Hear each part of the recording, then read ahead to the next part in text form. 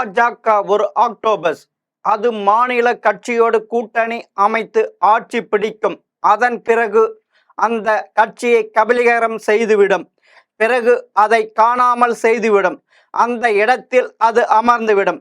ஆட்சியும் பிடித்துவிடும். இதுதான் பாஜகவின் தந்திரம். அப்படி ஒன்று ஒடிசாவில் அரங்கேறி இருக்கிற அதை தான் பார்க்க போகிறோம். ஒடிசாவில் ஆட்சியை காப்பாற்றிக் கொள்ள போராடி தோற்று போனார் நவீன் பட்நாயக். இப்போதோ கட்சியை காப்பாற்றிக் கொள்ள போராடி வருகிறார். இந்த போராட்டத்தில் வெற்றி பெற கட்சிக்குள் அதிரடி மாற்றங்களை செய்து வருகிறார். சட்டமன்ற தோல்விக்கு பிறகும் அவரது கட்சி அலுவலகமான சங்க பகவான் பரபரப்பாக காட்சி அளிக்கிறது. பி சிங்கால் நிறுவப்பட்ட ஜனதா தளம் கட்சியிலிருந்து பிரிந்து உருவான பல்வேறு மாநில கட்சிகள் ஒன்றுதான் பிஜு ஜனதா தளம். ஒடிசாவின் நம்பிக்கைக்குரிய தலைவரான பிஜு பட்நாயக் மகன் நவீன் பட்நாயக் அவர் ஜனதா தளத்திலிருந்து வெளியேறி 1970 பிஜு ஜனதா தளத்தை நிறுவினார். கட்சியை தொடங்கி 3 ஆண்டுகளில் நடைபெற்ற சட்டமன்ற தேர்தலில் பாஜகவுடன் கூட்டணி அமைத்து ஆட்சியை பிடித்து முதல்வரான நவீன் பட்நாயக் அன்று முதல் 24 ஆண்டுகளுக்கு மேலாக ஒடிசாவின் முதல்வராக இருந்தார். 2024 பாராளுமன்ற தேர்தலோடு சட்டமன்ற தேர்தலையும் சந்தித்தது ஒடிசா. தொடர்ந்து 5 முறை முதல்வராக இருந்தார் நவீன். ஆனால் 6வது முயற்சியில் வெற்றி எட்டாக்கனியானது. 147 சட்டமன்ற தொகுதியில் 51 இடங்களை மட்டுமே வென்றது பிஜு ஜனதா தளம். பாராளுமன்ற தேர்தலில் ஒரு தொகுதியில் கூட வெற்றி கிடைக்கவில்லை. தேர்தல் அரசியல் வீழ்ச்சியை சந்திக்காத நவீன் பட்நாயக் அப்படி இருந்தாலும் அவர் மீது இப்போதும் பெரும்பான்மை ஒடிசா மக்கள் மதிப்பும் மரியாதையும் வைத்திருக்கின்றனர். ஆனால் கட்சி நிர்வாகிகள் மீதும் ஆட்சியின் மீது நிலவிய அதிருப்தி தான் தோல்விக்கு காரணம் என்கிறார்கள் விவரம் அறிந்தவர்கள். நவீன் மீது அதிருப்தி ஒரு புறம் இருக்க, IAS அதிகாரி VK பாண்டியனை முன்னிறுத்தியதும் தோல்விக்கு காரணமாக அமைந்திருக்கிறது. பாண்டியனுக்கு கொடுக்கப்பட்ட முக்கியத்துவம் கட்சிக்குள்ளேயே கலகமாக வெடித்தது. அதை கண்டு கொள்ளாமல் தேர்தலை சந்தித்தார் நவீன். பாண்டியன் கட்சியில் இணைவதற்கு முன்பாகவே ஆட்சியை நடத்துவது நவீன் அல்ல, பாண்டியன் தான்.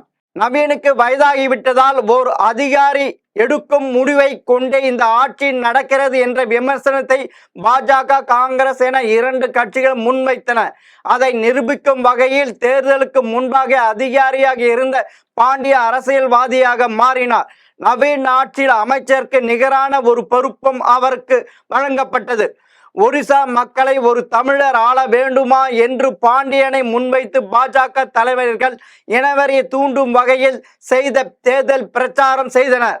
அது ஒடிசா மக்கள் மத்தியில் எடுபட்டு இருக்கு. அதோடு கடந்த 10 ஆண்டுகளாக பாராளுமன்றத்தில் பாஜகவை ஆதரித்த நவீன் மக்கள் மன்றத்திலும் பாஜக மீது பெரிய விமர்சனங்களை வீசவில்லை. இதனால் நவீனுக்கு பதிலாக பாஜகவை வாக்களிக்க ஒடிசா மக்கள் முடிவு செய்து விட்டனர் என்கிறார்கள்.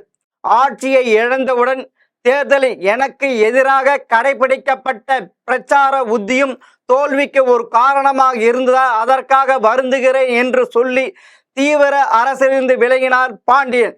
தேர்தல் தோல்வியால் VK பாண்டியன் மீது விமர்சனங்கள் எழுந்திருப்பது துரதிர்ஷ்டவசமானது என்று அப்போதும் பாண்டியனுக்கு ஆதரவாக நின்றார் நவீன். இந்த சூழ்நிலையில் பிஜு ஜனதா தளத்துக்கு பிளவு ஏற்பட்டு இருப்பதாக ஒடிசாவில் உள்ள சில ஊடகங்கள் செய்திகள் வெளியிட்டன. தேர்தல் தோல்வியும் பாண்டியனுக்கு நவீன் அளித்த முக்கியத்துவம் மூத்த தலைவர்களை கோபப்படுத்தி இருக்கின்றன. அதனால் கட்சி உடையும் அபாயம் இருக்கிறது என்று செய்திகள் வெளியாயின. நவீன் ஆதரவாளர்கள் கட்சியை உடைக்க பாஜக சில ஊடகங்கள் மூலம் கிளப்பை விட்ட கதைதான் இது. பல்வேறு மாநிலங்கள் பாஜக கட்சியை உடைத்திருந்தாலும் ஒடிசாவில் அது நடக்காது என்று பதிலடி கொடுத்தனர். இதையடுத்து கட்சி கூட்டத்தை கூட்டிய நவீன் இனி பாராளுமன்றத்திலும் நாம் பாஜகவுக்கு எதிராக செயல்பட வேண்டும் என்று உத்தரவிட்டார். பிஜு ஜனதா தளத்துக்கு மக்களவையில் உறுப்பினர்கள் இல்லை என்றாலும் 9 மாநில உறுப்பினர்கள் இருக்கிறார்கள். முடிந்த பாராளுமன்ற கூட்டத்தொடரில் மக்களவையில் மோடியின் பேச்சுக்கு எதிர்ப்பு தெரிவித்து இந்திய கூட்டணி கட்சிகள் வெளிநடப்பு செய்த போது பிஜு ஜனதா தள எம்பிகள் வெளிநடப்பு செய்து குறிப்பிடத்தக்கது. இந்த நிலையில் பிஜு ஜனதா தளத்திலிருந்து மாநில அளவிலான அனைத்து நிர்வாகிகளும் நீக்கி அதிரடி காட்டியிருக்கிறார் நவீன். விரைவில் புதிய நிர்வாகிகள் நியமிக்கப்படுவார்கள் என அறிவித்திருக்கிறார் நவீன்.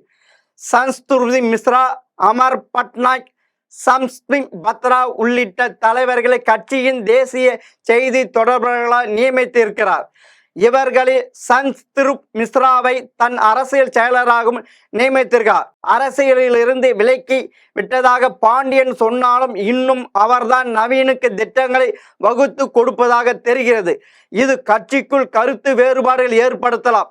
எதிர்கட்சிகளும் விமர்சனங்களுக்கும் வழிவகுக்கலாம். இதனால் கட்சிக்கு மேலும் பின்னடைவு ஏற்படலாம். அதே நேரம் புதிய நிர்வாகிகள் நியமனம் சரியாக இருந்தால் கட்சி மீண்டும் வலுப்பெறவும் வாய்ப்பிருக்கிறது என்கிறார்கள் அரசியல் பார்வையாளர்கள். இப்படி நவீன் நடவடிக்கை எடுத்திருந்தாலும் அடுத்தடுத்து என்ன செய்ய போகிறார் என்பதை பொறுத்தே பிஜு ஜனதாதளத்தின் எதிர்காலம் இருக்கிறது. மீண்டும் இன்னொரு தகவலோடு சந்திக்கிறேன். வணக்கம்.